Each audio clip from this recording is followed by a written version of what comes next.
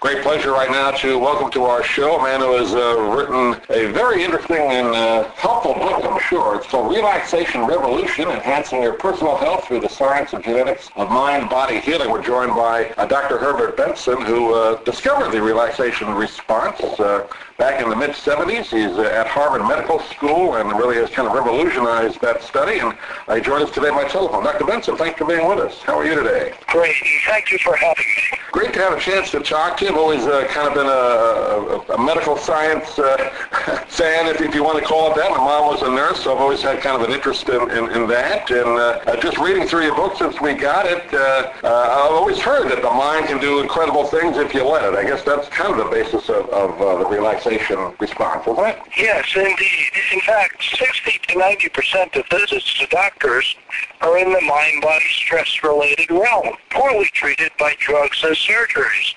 These include insomnia, all sorts of pains, headaches, backaches, arm aches, and what have you. And what we now know is that we scientifically can use our mind to cure these ailments.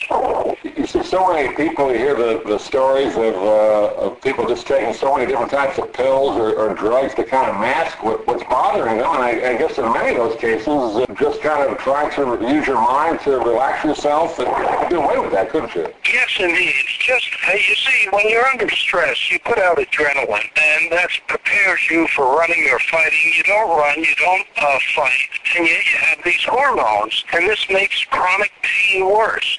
It can bring about migraines. It can certainly keep you awake at night. It can cause high blood pressure. It makes your joints more swollen, arthritic if you suffer from rheumatoid arthritis.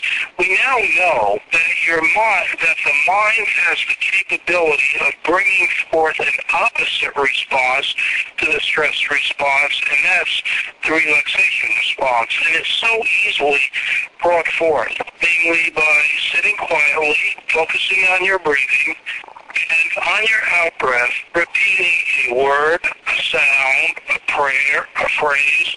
And whenever thoughts come to mind, just disregard them and come back to the repetition.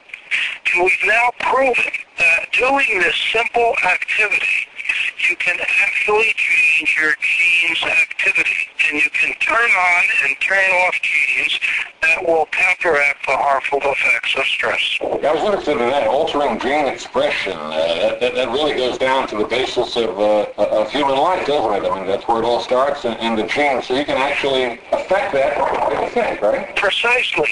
And I'm a physician, and know the power of drugs, the power of surgery. But our medicine has become so dependent on only drugs and only surgery, and we've turned away from our self-healing, innate, inborn capacities. And that's what we've spent 40 years proving, that you have these capacities within you. And this is based upon scientific work. And I'm just hearing over the years, going back, I guess, to ancient Chinese medicine, I know they sort of have something similar to this, letting the mind do a lot of the work. Is this kind of based on that, or is this a little bit different? Frankly, about 150 years ago, all we had were mind-body cures. And then miraculous type therapies occurred and were discovered. Insulin for diabetes, penicillin for pneumonia and other infections, cataracts, for example, that could cure many types of blindness. So that could cause many types of blindness. And then we turned away from these self-healing capacities because of these newer discoveries. But it's foolish, because many of our illnesses are caused and made worse by the mind.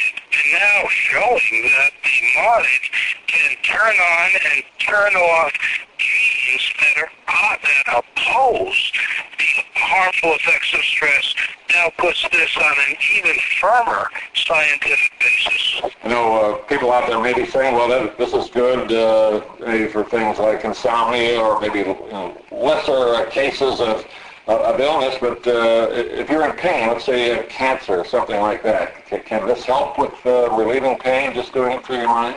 Yes, and the way to understand that is a phenomenon called phantom limb. Say you have a painful left hand and you've had it for years due to an old injury, and then you lose your hand either through surgery or through an accident. And even though you've lost that left hand, it's gone, your brain is so wired that you still feel pain in a non-existent limb, as if you have a painful left hand. That's called phantom limb. We have lots of other illnesses that are there because of the power of the intensity of the initial disease, which wire us, and we come to believe it's always there, and drugs or surgeries don't work for that. But by quieting the mind and opening your mind, you can actually rewire and turn on and turn off pains. And this is why it's now so possible and why we think it's a revolution, because we can use so much more than just our drugs and surgeries. And again, we're not saying do away with them. We can use so less, you could utilize so fewer of them that we can go on and feel better. And this is what you're remembering wellness. And you have this capacity. You have a simple two-step process, which we call the Benson-Henry protocol. It's the first you bring forth the relaxation response through a repetitive word, sound, prayer, or phrase. And then when your mind is quieter, and that's proven, in that quieter mind you can visualize yourself when you are well, without that stiff joint, without that back pain. And then you can remember wellness, and to the extent that it's a mind-body effect, to that extent, it can be helped. I think a lot of people out listening today are going to be happy to hear that, because I know the body has endorphins, and we've always heard that term, that can release natural painkillers. I guess this is something that even goes beyond that, right? Using your mind to eliminate pain.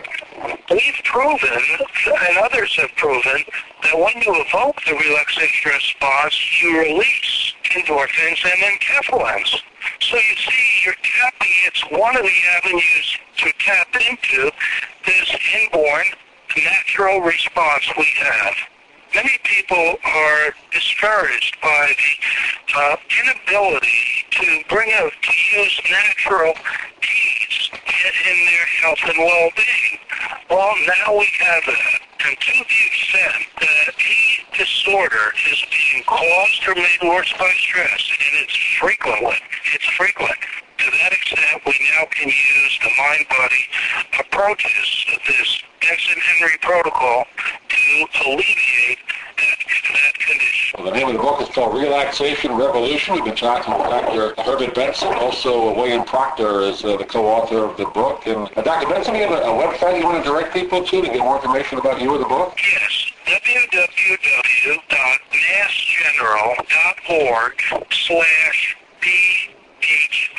Great. Well, Dr. Benson, we appreciate you taking a few minutes. It's been a great discovery you made back in the mid-'70s. I know your first book did so well. This one will do as well, maybe even better, but we appreciate you joining us today, and we look forward to talking to you again sometime. Thanks for being with us. And thank you for having me.